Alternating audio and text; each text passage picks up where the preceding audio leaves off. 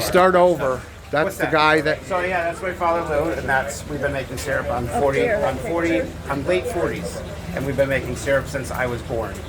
So Tell me where you make syrup. this. Just Down in Woodbury, right downtown. So explain to me when you make the syrup. So you want me to do my spiel? Yeah. My spiel, my little talk. So in February and March, we tap the maple trees, and we need nights that freeze below freezing and days that warm above freezing in order to get the sap from the roots to move up to the branches. So once we get that warmth and spring tries to happen, the leaves want to form, the buds want to open. Come on, I'm filming. We don't do buckets anymore. We used to tap all of Main Street, and we did a lot of different buckets throughout town. However, now Flanders Nature Center, a few other places do that. Ours are mostly in Newtown and up here at our other two farms, and it's because we tap them tubing. So we're tapping many trees. We make about 800 gallons a year, 8 to 1,000 gallons of syrup a year, and it's 40 gallons of clear sap boiled down to get 1 gallon of syrup. Right, and so you make 800 gallons. Yeah, so we're so how many gallons of of sap does it take to make? So so we have a reverse osmosis where we're taking some of the moisture out of the sap. The water out of the sap. How many hundreds of gallons? Many. So we have to do the math, but it's roughly 40 to 1. But so the sugar content can change from 1.5% up to 2% coming out of the tree. So it depends on what run of sap. So when we tap the tree, it just doesn't automatically come out for 6 weeks. We need those nights of freezing days below and above freezing. It's a run of sap. So once that run of sap happens, that's when the evaporator is fired up with wood and boil the sap down and filtered, and that's all it is boiling and filtering. But it's Mother Nature's. Is she going to be ready? Are we going to make syrup this week? Are we not? Is it going to freeze up for 2 weeks? Is the season going to end early because it's so warm? That's been happening. So that's my little talk. And this is Farmer Lou. Farmer Lou is responsible for that. He had 4 boys that took over the farm. And how many years ago? When did he start it? He quit his job, and we dented Kansas and no health insurance for about many years. 40 years? And yeah, I'd say about 40 years. All right, and that's the guy who started this place. Yep. Okay. He used to be a mechanic for Mercedes. Yeah, we do pumpkin picking, we do flashlight, the maze is open. It's hard to get the light. Was today. Today you the can do it light all of October. Weekends in October. Yeah. I can't get a right selfie, but that's okay. Oh yeah. I'm glad I finally found the farm that made it. Because here's the deal. When I brought my wife to Vegas and her aunt and uncle, where she's staying, while she works here in America, I said I wanted maple syrup. So he brought me to Costco, and I bought a gallon of maple syrup. Yeah. And I said, geez, that's maple syrup, but where's it made? And it says Ohio. I didn't even know they had trees in Ohio. They do. That's part of my longer talk.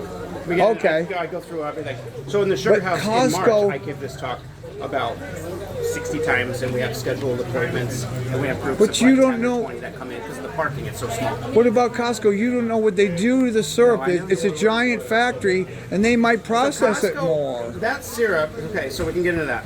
So that syrup at a chain store, I never use a direct name, but that is one of them. They'll take syrup. So Canada holds syrup like we used to hold gold bars. That gold bar or that syrup is put in a warehouse, and as they need those funds, they sell down on the syrup. That syrup can sit in a warehouse for 10, 30 years in a metal barrel. Let me just get the light right. Get a little rusty. Those little metal barrels all contain a little bit different run of oil. So different sugar makers do make syrup a little differently. Some could burn it. Some could have a smoky flavor. So it depends on the grade of syrup. So they'll blend it, just like a red wine or an olive oil. You'll get a blended red wine. You'll get a blended olive oil. Just because it says grade A doesn't mean it wasn't blended.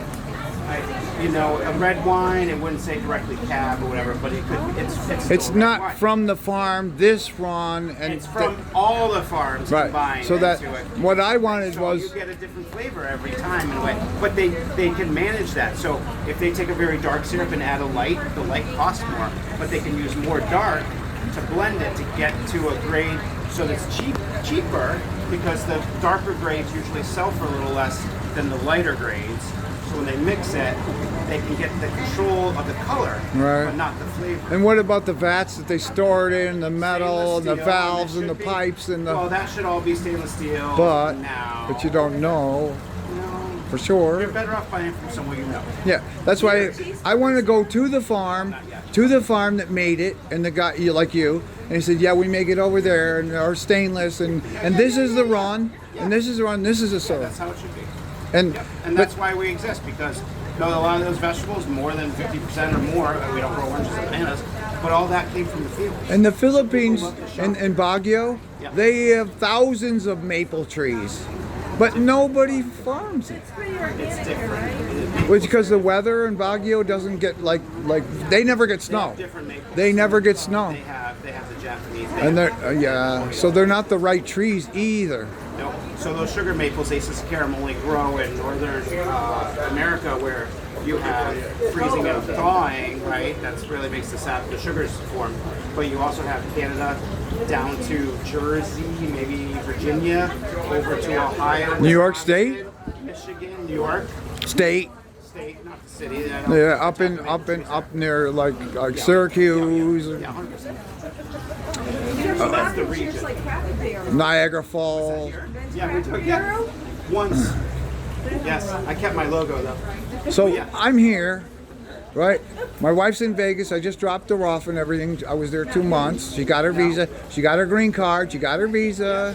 And I don't have to stay because she's just going to work because her aunt and uncle are filthy rich. So they're her co-sponsors. So she has to stay at their house for 3 years. She's kind of a prisoner in a way. Just because she wants because the government, the new rules on visa are very, very strict. She can't change her resident address unless she goes to immigration and makes an appointment and goes through all this red tape. So she might as well just, and they're so rich that I kind of don't fit in because I grew up and worked my whole life.